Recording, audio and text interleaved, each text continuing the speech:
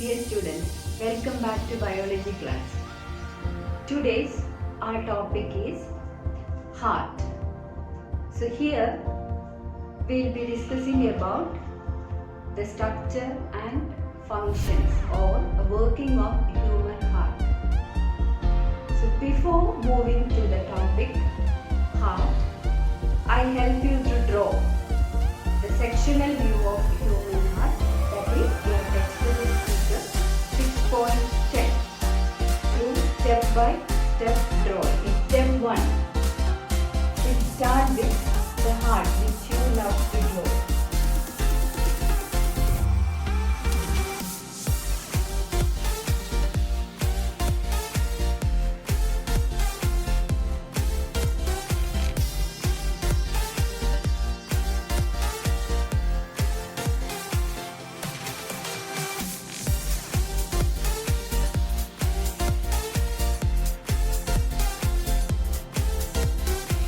Step 2.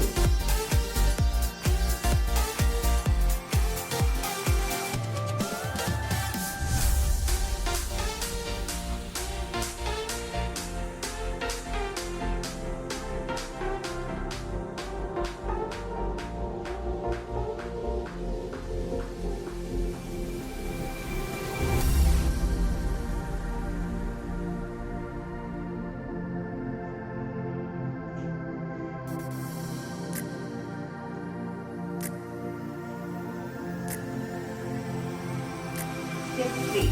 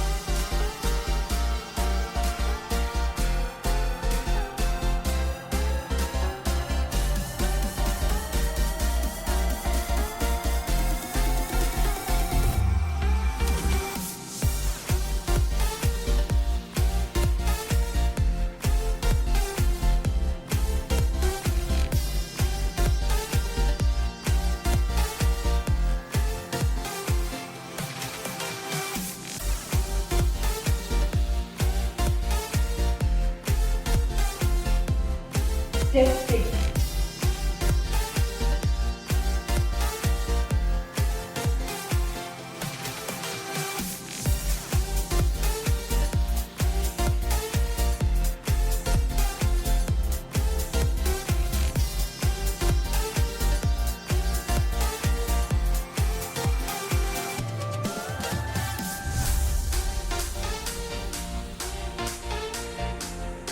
Last step, step 7.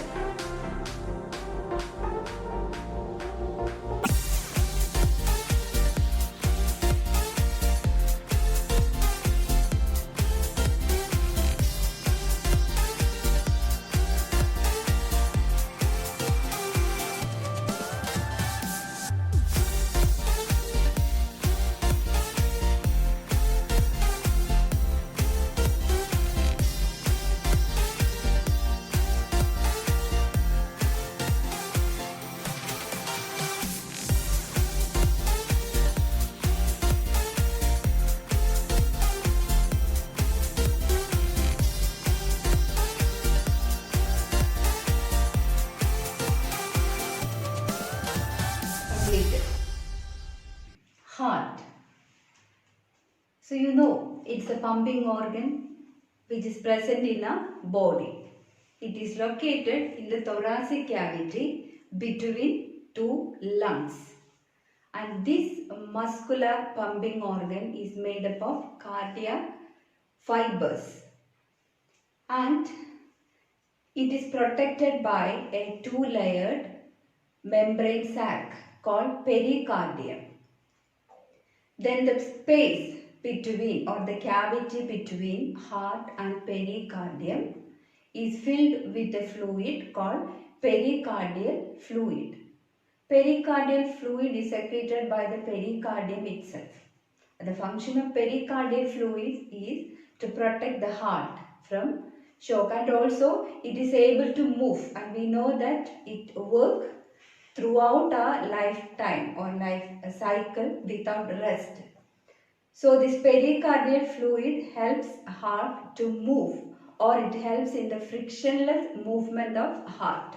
Now we are going to discuss about the structure of heart. So suppose this is my heart. So this is the left side of my heart and this is the right side of my heart. But when you face the diagram, your right side become the left side of your heart and your left side become the right side of your heart. So this is our left side. Here our heart is divided into two halves, right half and left half. Right half is further divided into two chambers, upper chamber and lower chamber. Same way our left side too. So we'll see what are the upper and lower chambers present in our heart. So here the left side, the upper chamber. The upper chamber is our left auricle or atrium, and this lower chamber is the left ventricle.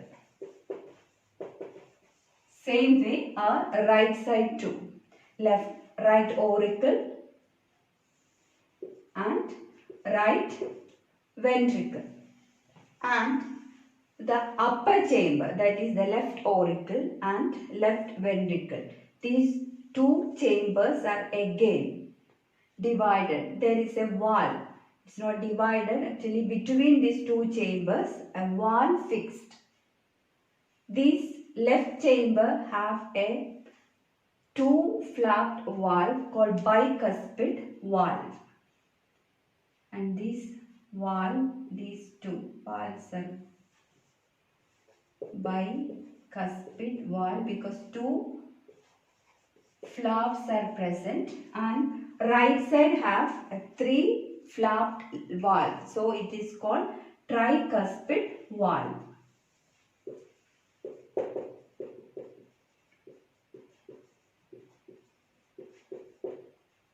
Here, the valve is to check the backflow of blood. Once the blood flow from upper chamber to the lower chamber, it won't again, it check the blood is not going back again to the upper chamber. And here the left side receive oxygenated blood. So as we know that oxygenated blood comes from lungs because blood getting oxygenated inside the lungs. So here a vessel called pulmonary vein carries oxygenated blood or oxygen rich blood from lungs. Pulmonary vein, as we learned that vein carry always deoxygenated blood except the pulmonary vein. So pulmonary vein carry oxygenated blood. Oxygenated blood comes from lungs, and our upper chamber, left auricle, receive oxygenated blood from pulmonary vein. As this chamber filled with blood pour towards the lower chamber, that is left ventricle. Then again from left ventricle the oxygenated blood, as you could see here I marked with red ink. Then from lower chamber, that is left ventricle, it flows through, and here when it reaches to the aorta is the biggest artery present in our heart, and this aorta pump this oxygenated blood towards different parts of our body. Got it? Pulmonary vein carry oxygenated blood from lungs. It gives towards the upper chamber, from upper chamber to lower chamber, from lower chamber aorta pumps this oxygenated blood to different parts of our body. And again here already we discussed that aorta again, as it moves towards different parts of our body, aorta divides as artery in order to carry blood to different parts of our body. Artery further divide to arterioles. Arterioles again divided as it move towards cell, capillaries or capillary. Again here, that is about what is happening in the left chambers of a heart. Then our right chambers. So right chamber or right side have two chambers, upper and lower chambers, and right side receive deoxygenated blood. And when this aorta pump oxygenated blood to different parts of our body, cells receive this oxygen, and of course we know that with the help of oxygen respiration takes place. And what are the end products of aerobic respiration? So carbon dioxide will be expelled by cells.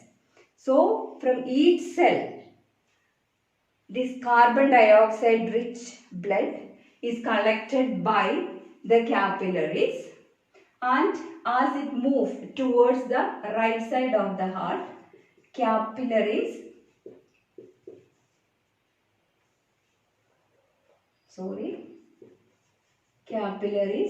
join to form venules. As it moves towards heart, the venules again join to form veins. Veins join to form venae cava. So venae cava is the biggest vein present in our body. Then venae cava pour blood or deoxygenated blood or carbon dioxide rich blood to the right upper chamber. So which is a right upper chamber? Yes, right auricle is a right upper chamber. So here that blood flow I marked with green ink. Here we have got two venae cavas, anterior venae cava and posterior venae cava. Anterior venae cava to collect carbon dioxide rich blood from upper body part, and posterior venae cava to collect deoxygenated blood or carbon dioxide rich blood from lower body part. So this is a anterior vena cava,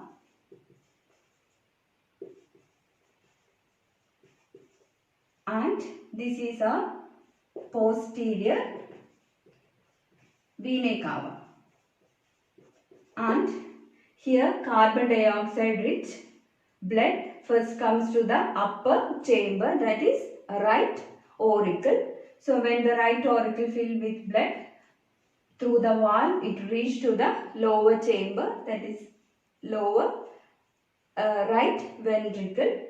Then here I told you there is a tricuspid wall present between the upper and the lower chamber. And when this lower chamber is filled with blood, it pumps this blood through a vessel called pulmonary artery. So we have learned that artery is a vessel which carry oxygenated blood except pulmonary artery. So here the pulmonary, actually from lower chamber, lower ventricle, this deoxygenated blood pumps to the pulmonary trunk. Pulmonary trunk further divided into left pulmonary artery and right pulmonary artery. So from here the blood flows from anterior vena cava, from posterior vena cava, the blood flows to the right pulmonary artery and towards the left pulmonary artery. Here you could see that this same portion is this. Okay, so one is right pulmonary artery and left pulmonary artery, this part. Pulmonary artery, and this portion is right pulmonary artery and left pulmonary artery. And it carries deoxygenated blood towards lungs for getting oxygenated. And here